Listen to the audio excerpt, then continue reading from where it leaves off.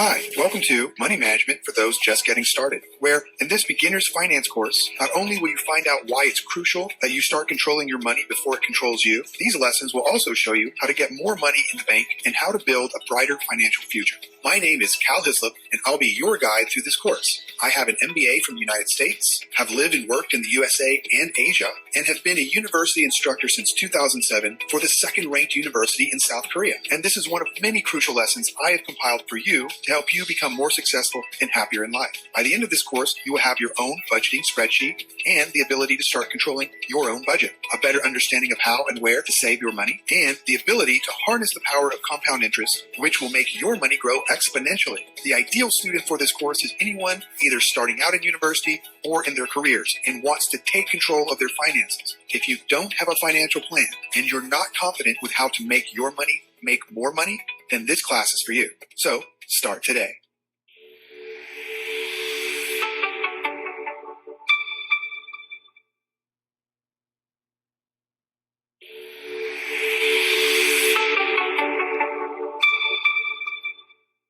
Hi, and welcome to our third lesson in our course. This core lesson is about your personal finances and how to control your money and not let money control you. I'd like to start off, as usual, our quote of the day, which is personal finance is 80% behavior and 20% knowledge. What does that mean? It means that you don't really need to know the details, the fundamentals necessarily of finance per se. However, you just need to know a few basics on how to behave, what to do in certain situations so that your money grows. This core lesson is going to start out as usual with our introduction and mystery question. Then we'll move on to why learn money management and why learn about how to control your personal finances. Next, we'll go on to personal budgeting. We'll talk about the core basics about how to budget, and I'll provide you a budget Excel spreadsheet so you can start the process and get a feel on how to actually create and use a budget for yourself. Then we'll talk about savings, your options for savings, and what strategy maybe you should take, which is, of course, up to you. Then we'll go into what I like to call an investing eye-opener. And as you might know, an eye-opener is something that gets you interested, and maybe there's a little bit of a wow factor, something that you didn't know, hopefully something that will maybe motivate you to start saving and perhaps investing. And finally, we'll wrap things up with the mystery question answer. So I'd like to begin by introducing you to a pretty famous book. It's called The Richest Man in Babylon. And if you look up here in the top left-hand corner, here it says more than 2 million books sold. That should give you an idea of the success of this particular book. And what I like about this book is that this book covers a series of short stories that take place in and around the city of Babylon, the ancient city of Babylon, which is considered the richest city in biblical history. The book teaches straightforward lessons that attempt to show that the secrets of wealth building are unchanging and remain still applicable today, even though they were once used in history. While none of the concepts are likely to be earth-shattering for you, they do encapsulate the fundamentals that are the basics to money management and personal finance. So the question that I want to ask you is, what do you think are some of the best ways to build your wealth? And what are you doing now? Or what have you been doing to control your personal assets, your personal income, and build wealth for the future? One of the most interesting sections of this book talks about what are considered the 5 rules of gold. And we'll get into all 5 of these at the end of this core lesson. But I want to start by introducing rule number 1, which is called pay yourself first. And I'm curious, can you guess what pay yourself first means? Keep that in mind as we go throughout the lesson. Try to answer that question as we progress. And you'll notice around the midsection of this core lesson, I'll bring up the first rule of pay yourself first and explain what it actually is. Keep in mind, what could pay yourself first actually mean? And do you think you've done that or are doing it? And what do you think might be the other 4 rules of gold? Okay, with that in mind, let's go ahead and go on to the next section. Why should you be interested in personal finances and money management? So why should money management and personal finances be interesting to you? Well, have you ever questioned why doesn't university teach money management? And why usually at home do parents not teach the basics and fundamentals or the details, of course, of personal finances? This is an interesting question to ask. Have you learned any particular classes on personal finance in university or high school or in school generally? And how about your parents? Have they really sat down and talked to you about how to control your personal finances for the future? Well, if not, why not? It's so important, isn't it? Well, schools tend to mostly teach subjects related to students' majors. Schools also seem to think that this is a personal choice and the responsibility of the parents. That's a mistake. Homes either don't know what to teach, don't take the time to teach, or feel that the topic of money is taboo. That's also a mistake. Whatever the reasons are, it is still undeniable that being able to manage personal finances is crucial to a person's success. So, how does learning money management and personal finance help you? Number one, reduce stress and conflict. Struggling to pay the bills, not having enough money at the end of the month, not having enough money to pay for the things you need and want can really be stressful. And once you're married, stressing out about money can lead to even more problems with your relationship. Married couples have even reported that the number one cause of arguments, believe it or not, is money. People even get divorced because of money issues. Furthermore, financial problems can lead to health problems such as migraine headaches, cardiovascular disease, and insomnia. Getting control of your finances and creating a surplus rather than a shortage of money can potentially prevent these problems. So wouldn't you want to prevent these problems and reduce stress and conflict in your life? And how about a home? Homes are huge expenses, and the vast majority of people need to get a loan in order to purchase a house or apartment. Getting a loan requires a down payment. This means you must have already had a fairly large amount of cash ready to give the bank in order to get that loan for your home. The number is typically over 5%. You do the math. In addition to the loan, there are several other fees that are included too. So add another 5% to that number. Minimize debt. One of your goals should be to have as little debt as possible. Debt is money that you must pay someone else, usually on a monthly basis. So what could these include? Student loans, a home mortgage, a car, credit card debt. If you have too much debt, then it can be impossible to save money and you can become even greater in debt. This is a horrible situation to be in. And imagine if you're in this situation and an emergency happens. There's some unexpected event. How are you going to pay for it? Experts say that you should have around $1,000 minimum saved specifically for these times because it's not that if they'll happen, it's when they're going to happen. So be ready for emergencies. Yes, it's not a matter, as I just said, if an emergency is going to happen. It's a matter of when one will happen. You need to be ready with that $1,000. Maybe you should add this to your future financial goal on your goals worksheet. What do you think? Emergencies may include sickness in the family where you need to help, or you may need to stay in the hospital for your own illness, or you could get in a car accident. So there are dozens of possibilities that you want to be prepared for. And be ready for opportunities when they arrive. Opportunities come and go, but not that often. If you're not ready or able to take advantage of a great opportunity when it comes, then you may never see that opportunity come again. This could be an amazing investment opportunity.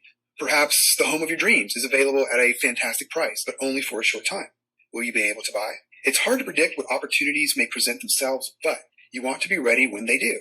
If you miss that opportunity, then you're stuck where you are instead of going forward toward a better life. Make more money with your money. One of the amazing things about having money is that your savings and investments can make you even more money. Have you ever heard the phrase, it takes money to make money? Yeah, probably you have. Well, it's true in many ways. The cash you save can be used as your own little employees who work hard for you to create more cash for you. And then that builds upon itself. That's the beauty of investing. It's a real benefit to learn the basics of investing, stocks, bonds, mutual funds, and investment funds. So get ready to make your money work for you. Have your money help you live a happier life.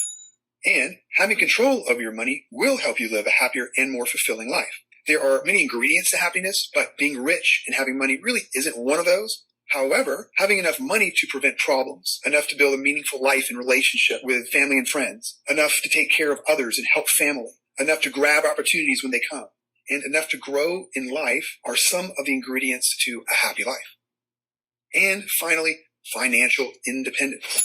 Financial independence is what everyone looks for. Does this mean be rich? Well, the true meaning is having enough money to live comfortably, safely, and have enough to get the things that you want, to have enough money to be free, let's say. This can mean being able to take a vacation when and where you want, being able to help family members when needed, being able to start a business, being able to leave your job and find a better one if needed, and not to worry about the costs while making that transition, being able to invest in opportunities like we just mentioned, having enough money and future income to easily retire when it's time. So why learn personal finance? Why learn money management? It's simple, and there are a lot of good reasons. Number one, reduce stress and conflict. 2, be able to afford the home that you want. 3, minimize, hopefully eliminate any debt. Be ready for emergencies because you know they're going to happen eventually. Take advantage of opportunities. Don't let opportunities pass you by. Make more money. Use your money to put into investments so that builds upon itself and makes even more money for you. Live a happier life because you don't need to be rich to be happy, but you do need to have the basics and be prepared for opportunities and emergencies. And finally, to be financially independent, to be free. So having said these 8 parts on why to learn money management, let's go on to our next section.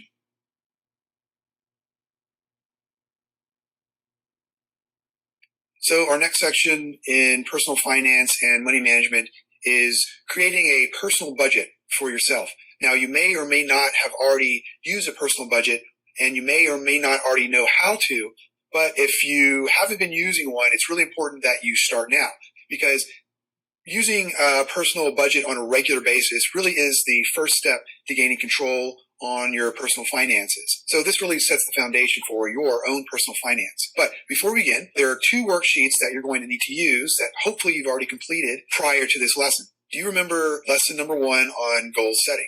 If you can get out your worksheet titled Goal Setting Worksheet, I'd like you to identify any economic or financial goals that are on that worksheet. So scroll through the worksheet and circle any of your goals that happen to be money related. Then I'd like you to consider, are there any additional financial goals that maybe have popped up in your mind that you haven't thought about since the previous goal setting lesson? If so, write a couple quick notes on this goal worksheet. And make sure that you classify any additions into 1, 3, 5, or 10-year goal projections. Next, go ahead and get out some paper and pen. We're going to need to write a few things down. First, let's go over 3 particular things I want you to consider. Quickly, those are, what are your current sources of income? You probably have one, but who knows, you maybe have more than one. What are your spending habits? What do you like to spend your money on these days? And let's take a general look at all of your expenses, including necessities and including just the things that you like to spend money on for an entire month's period. First of all, what are your current sources of income? That just means what money is going into your pocket. List those different sources on a piece of paper now. Do you have a part-time job? Do you have a full-time job? Do you get any money from parents or from any other source?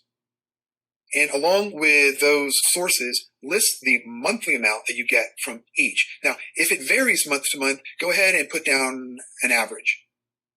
Next, I'd like you to get out your weekly expense tracker. Up here, I asked you to track yourself over any given week. I wanted you to put in the expenses that you have incurred for each day of the week, Monday through Sunday. Get that out and let's take a look at it. As you scroll through it, do you notice any patterns of spending? Which expenses do you really need? Which expenses would you consider essential that you really can't do without? Take a moment, look at those expenses, and make a note somewhere. You can either make a note on the right or left, but identify those clearly, those expenses that are necessary. What should be left over or what you would consider unnecessary. Now, take a close look at those considerably unnecessary expenses. How much do you really need those? Do you think that you could possibly do without those expenses or minimize them in some way? That should be one of your goals now, is to somehow minimize or just completely get rid of these unnecessary expenses. Although, of course, you want to keep some because what's the fun in life without having some fun, right? Next, I want you to be able to identify and list on that piece of paper all of your expenses for a month. In essence, this is the money out of your pocket. Try to list each one as best possible, and don't worry, later you might think of a few more and just add them to your list. Include the items that are on your weekly expense tracker and any other items that are not on there, because of course you probably have more expenses that you didn't incur over that last week. By now, you should have a pretty clear idea of all of your sources of income and a pretty clear idea of all of your expenses for any given month. Next, what I want you to do is get out the Excel spreadsheet that I've supplied for you. It's your personal monthly budget Excel spreadsheet. Looks something like this. What I want you to do is take the time and fill this out as best possible. Put in your income. List as many expenses as you possibly can. Now, if there are any line items on the left that aren't there but you want to put in, go ahead, change the Excel spreadsheet. And finally, at the bottom, we're going to see what's the difference between your income and your expenses, and what's the difference between your expectations and your actual spending. Let's do some of this together so you better understand this particular worksheet. I've opened up my copy of my personal monthly budget. Now it's blank because I want to go ahead with you and try and fill in some of the categories. Let's work with income first. Now, assuming that you're a university student with a part-time job, just for demonstration purposes, let's assume that you're making about $30,000 a year from a part-time job. You're working hard to pay your bills and save money. So that's about $2,500 per month. Do you get any money from your parents? Let's say you're lucky and you get $500 per month. Congratulations. Now, I'm not going to put anything else in here. If this applies to you, go ahead and fill in these sources of income for yourself. We're going to assume now that this particular person is making $3,000 per month. Not bad, especially for a student. What about expenses? Maybe you don't need to pay for tuition. Perhaps you're lucky enough to have a parent pay for it.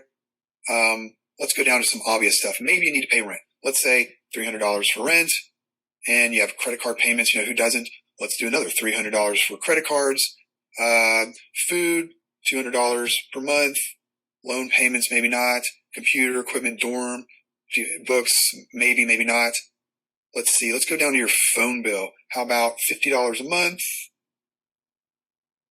Maybe you have a car. Let's say $300 a month. Fuel, $50 a month. Unhealthy habits, entertainment. Let's have a little bit of fun. Let's go $100 a month. And unhealthy habits, I don't know what those are. It depends on you. Let's say $100 a month. Maybe you need to buy a few gifts every once in a while, $50 a month. You want to buy some clothes. Let's do $50 a month.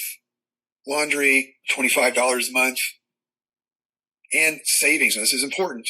You want to put money into savings. It's crucial. We'll talk about that pretty soon. So let's say $200 a month. Okay, let's go back up. Maybe we have a few more expenses to make this a little more realistic. Let's say school supplies, $50 a month. Groceries, $100 a month. Cleaning supplies, among other things, $50 a month. Utilities, $100 a month. Internet, $50 a month. Travel, who knows where, $100 a month. $25 a month on average. Car repairs, let's put in, just in case for emergencies, $25 a month. You're going to get sick every once in a while. Let's just say $25 a month, and let's leave it at that. So if we compare our total income, $3,000 coming into our pockets, and then our expenses, our projected expenses, $2,250 per month, we end up with extra money, about $750 per month. This is our projected income. This is our budget. Now, realistic or unrealistic, that will depend on your own situation. Now that you have your projected amount, you'll go through the actual month and put down how much did you actually make. Maybe you didn't get to work as much. Maybe there are a few issues. 2,000. But we can still depend on good old mom and dad, right? So let's put in 500. Now we're at 2,500 is the actual amount we made for, let's say this was in January. But your expenses really could change quite easily from your expected amounts. What can we do? Maybe housing rent is going to stay the same. Credit card payments, maybe you had to purchase something bigger, so let's say 400. Maybe you're hungrier than usual in the month of January and you did extra stuff. You spent a little extra money. You spent more in school supplies. Groceries was more than expected. Housing supplies was about the same. Utilities went up because it's cold. You had to put on the heat, 150. Your phone bill, you talked a lot. Let's say 70. Internet, it's about the same. You traveled a little bit more because it's the holidays. Let's say 250. That's a lot. Car payment is still the same. Car insurance is the same. Car repairs, maybe you had an issue with your tires. You had to put down some extra money on a new set of tires. $500. Oh no, that's that emergency I was talking about earlier. Fuel, let's say because you're traveling a little bit more, let's say it's 100. Entertainment was about the same. Unhealthy habits, about the same, maybe. Medicine, you're lucky. You felt great. You didn't have to buy any medicine, no doctor visits. Gifts, it's the holidays, a little bit more. Clothing, 0. You didn't spend any because you're already buying other people's gifts. Laundry, you got to stay clean. Let's say about the same. And we always got to put in at least $200. So now, comparing our projected to our actual amount. Now we're $720 in the hole. We spent too much. Maybe we have credit card debt. This is the purpose of creating a budget. As you create a budget, you're going to be able to better control your expenses based on your expectation of income. That way, you don't get deeper into debt and you're still able to transfer money to your savings and investments. So this is a really crucial spreadsheet to have. Make sure that you take the time to understand it. It won't take you very long at all, but take the time to put in the right line items for your income and your expenses so that you can have better control over your personal finances. So now that you have a better idea of your income and your expenses, fill out this personal monthly budget and continue to do so on a regular basis. Go ahead and make this homework for yourself. You'll appreciate that you took the time and effort to do so. So to recap this particular lesson, we've been able to identify your economic goals. You were able to identify money going in and going out of your pocket. You're able to identify spending habits and things that are necessary and unnecessary. You can now adjust your expenses to reflect your economic goals. You can minimize unnecessary expenses. And most importantly, you're able to control all of this through your own personal budget.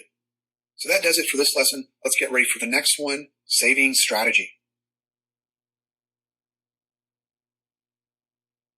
Okay, the next section in this particular core lesson on personal finance is saving strategy. What should you be doing with the money that you're saving? And what do you think is the best approach to go about saving your money? So the first question I have for you is, how much should you be saving? And how often do you think you should do it? Once a month, every paycheck, once a year? I'd like to introduce you to a quote that I thought had a fair amount of impact when I first read it. And it goes like this.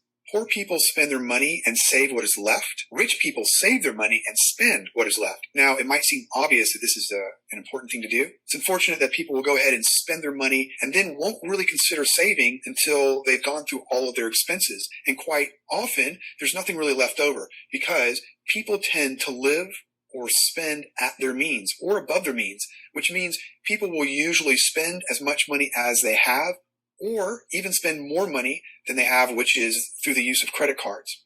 However, what you really want to be doing is saving money first, and then using your personal budget, you'll be able to spend what is left over on the necessary items and then possibly on other items that are more for fun and entertainment. So take the advice of the rich. You want to save your money first and then spend what's left over. So let's go back to the 5 rules of gold in the book, The Richest Man in Babylon. Earlier, I asked you to try and guess, what does pay yourself first really mean? The first law out of the 5 rules of gold goes like this. Save no less than 10% of your income. Put it away before you pay any expense. What that means is on payday, the very moment, the very day that you get paid from your job, take 10% minimum and put it into a savings account, or put it somewhere that you will not touch it, or better yet, cannot touch it. Make note, do not ever pay bills or other expenses first. It might seem impossible to do for some people because they think they can't afford it. However, everyone is able to fairly easily adjust to living with a little less each month. And you will be so happy to see how quickly your savings increase as the months progress. Kind of an obvious answer to this question. When should you start saving 10% or more? When should you start paying yourself first? All right. Give yourself a round of applause. You probably guessed now is the best time to start. Now that you have a clear understanding of the first rule of gold, pay yourself first, what do you think you should do? How about take a moment, look at your goals worksheet, and adjust any financial goals. Perhaps adjust your savings goals. And now that you know how to use a personal budget and you have an Excel spreadsheet, maybe keep in mind the line item at the bottom for personal savings. How much money are you going to contribute to your savings? And next, what should you do with the money you save? Actually, this is a question that we're going to answer in our next section, but I want you to start thinking of this. What would you do with the money that you save? Should you put it in a piggy bank? Should you put it in a savings account? Should you invest? We'll answer that question soon. To recap our savings strategy lesson, now we know more of the importance of having a savings strategy. Remember, don't do what the poor do what the rich do. Save first, spend later. Take heed of the first rule of gold. Pay yourself first. And how much? What's the minimum you should pay yourself first? Each time you get income, make sure it's a minimum of 10%. Okay, that wraps things up. Let's get ready for the next lesson, Investing Eye-Opener. Welcome to the next section, Investing Eye-Opener. So Previously, I asked you a question. What should you do with the money you save? Would you keep your money in a piggy bank? Under your mattress? In a bank?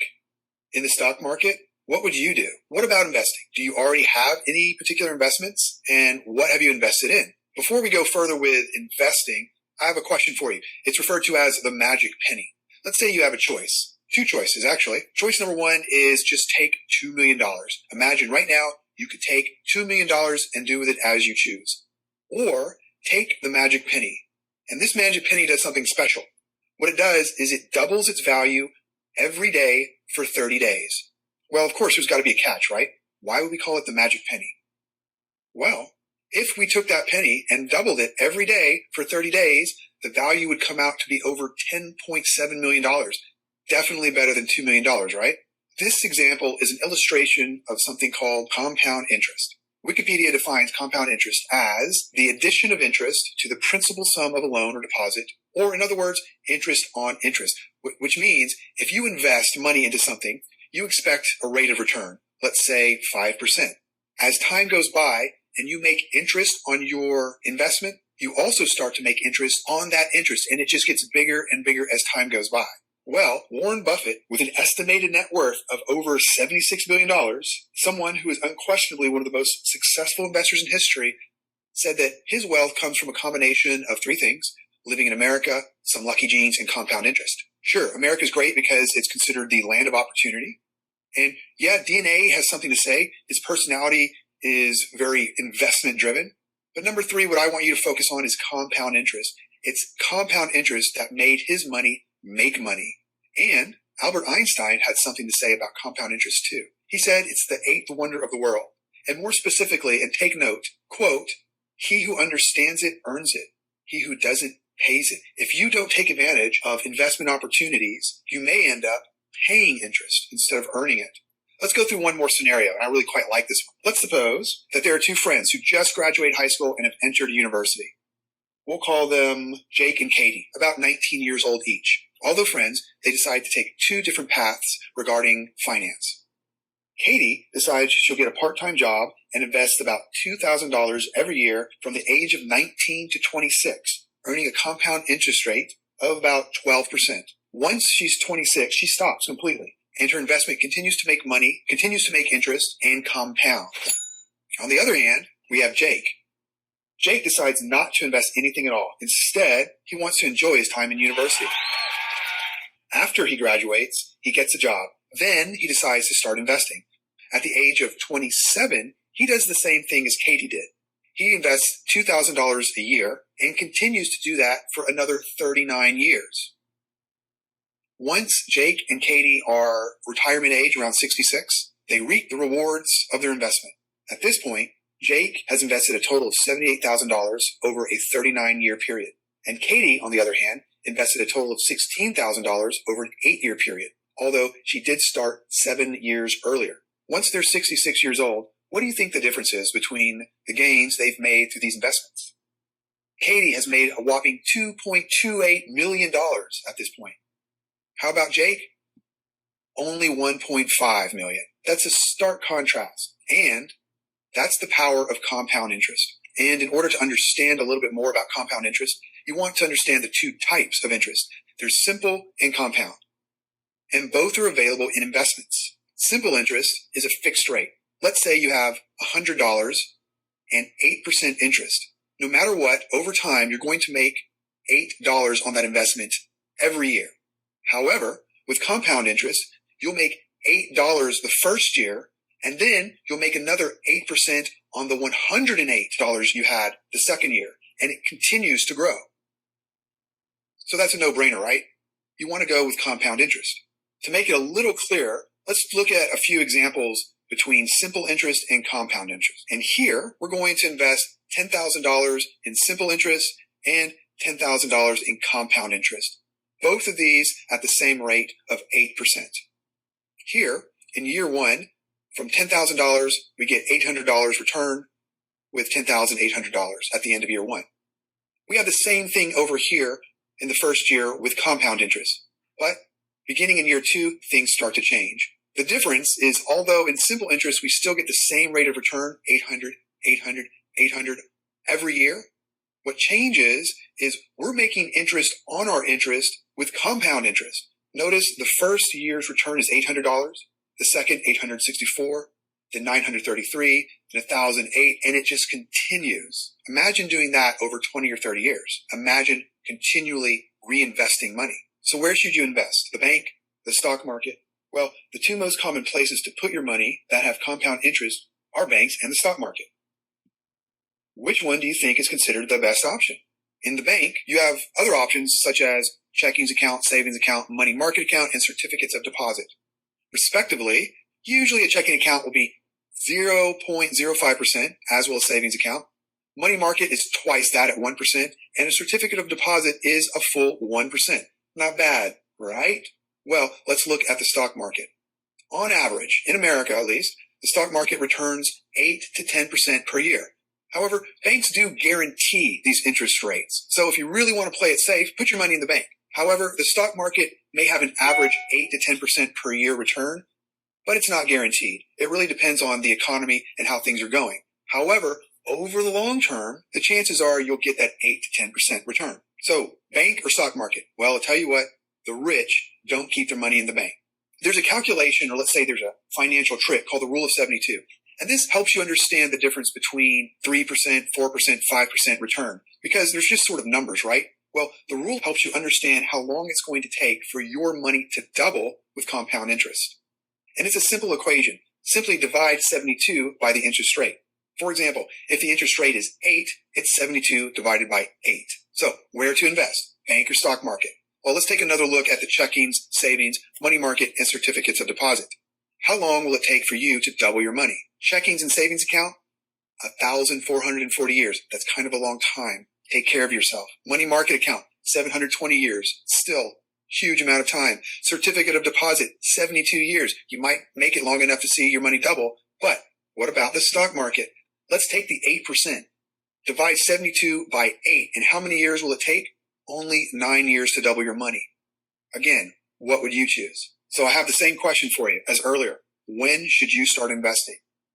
Yes, you guessed it. Right now, take your money, put it into something that you trust, that you've done your homework, and that earns compound interest. Now, I'm not here to give you advice on exactly where to put your money, so I suggest do a little research. You can find indexes, mutual funds, other investments that earn compound interest and are considered relatively safe. So the next time you have some free time, Google investments that earn compound interest and go from there. So to recap this lesson, Investing Eye Opener, we took a look at should you save or invest. Invest is probably the wisest choice. We explained the difference between compound interest and simple interest. Of course, compound is the way to go. We looked at the differences of compound interest in banks and the stock market. We took a look at the Rule of 72. This simple trick, this simple equation will help you understand how long it should take for you to double your money. And we answered the question, when should you start investing? Now. Great, that's it for this lesson. Let's get ready for the final section of this core lesson, mystery question answer. Here we are at the end of our core lesson on personal finance, and we're going to end as usual with mystery question answer. Now, if you'll recall, I asked you earlier to think about the 5 rules of gold. I gave you the first, but I was curious if you could guess any of the other 4. And I'm sure you remember that the first rule of gold was pay yourself first. Here, a person should save at least 10% of their income for the future, which means every time you get paid, every time you get a check from your job, take 10% minimum and put it into savings or invest it. So what are the other 4? Well, number 2 is invest your money in a way that your money will simply make more money. We just talked about this. Can you guess? Compound interest. Here, you put your money into an investment that earns compound interest, and the money you make on interest will start making interest. You have a snowball effect, essentially. Number 3, only take investment advice from those considered professionals in the field. I'm not a financial professional. However, the rules of gold here are not mine, but those that have been passed down over the years by professionals.